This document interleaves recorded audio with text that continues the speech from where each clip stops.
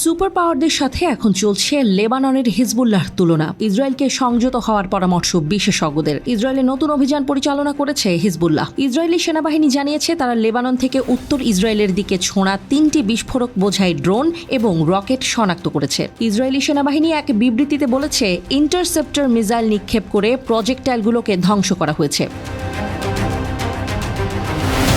Hezbollah পশ্চিম গ্যালিল অঞ্চলের দিকে এবং কিরিয়াত সমনা বসতিতে 25টি রকেট নিক্ষেপ করেছে। ইসরায়েল দাবি করেছে বেশিরভাগ রকেটকে আটকে দেওয়া হয়। কিছু রকেট অবশ্য পশ্চিম গ্যালিল এলাকার একটি ভবনের ক্ষতি করেছে এবং উত্তর ইসরায়েলে আগুন ধরে যায়। উত্তর ইসরায়েলের বিভিন্ন এলাকায় সাইরেন সক্রিয় হয়। হামলায় কোনো হতাহতের খবর পাওয়া যায়নি বলে ইসরায়েলি সেনাবাহিনী জানিয়েছে।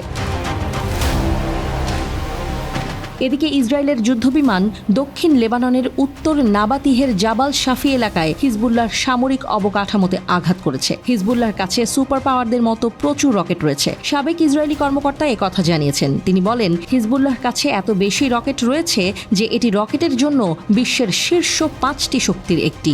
এই দেশগুলো হলো যুক্তরাষ্ট্র, চীন, রাশিয়া, জার্মানি এবং বর্তমান সময়ের হিজবুল্লাহ। ইসরায়েলের চিফ অব স্টাফের সাবেক অর্থনৈতিক উপদেষ্টা রা আমিনাচ জানিয়েছেন, ইসরায়েলিরা হয়তো বুঝতে পারছে না হিজবুল্লাহ কতটা বিপজ্জনক। ইসরায়েল যদি হিজবুল্লাহর সাথে যুদ্ধ করে তবে এর অর্থ হতে পারে পুরো লেবাননের সাথে যুদ্ধ করা।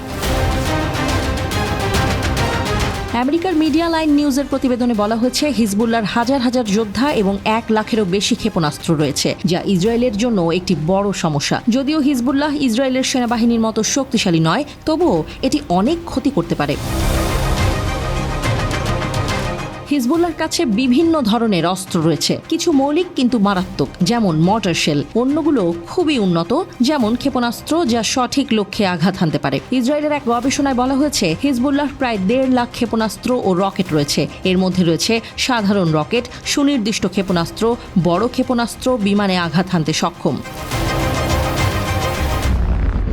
হিজবুল্লাহর ক্ষেপণাস্ত্র ইসরায়েলের যে কোনো জায়গায় পৌঁছাতে পারে।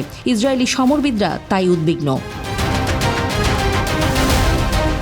সাম্প্রতিক সপ্তাহগুলোতে ইসরায়েলি সেনাবাহিনী এবং লেবাননের প্রতিরোধ সংগঠন হিজবুল্লাহর মধ্যে উত্তেজনা বেড়েছে। লেবাননে বিস্তৃত আক্রমণ করার জন্য তেল আবিবের সাম্প্রতিক অপারেশনাল পরিকল্পনার অনুমোদনের পর সম্ভাব্য পূর্ণ মাত্রার যুদ্ধের বিষয়ে উদ্বেগ তৈরি হয়েছে। 7 অক্টোবর ইসরায়েল হামাস যুদ্ধ শুরু হওয়ার পর থেকে লেবানন সীমান্তে গুলি বিনিময় করছে হামাস ও হিজবুল্লাহ।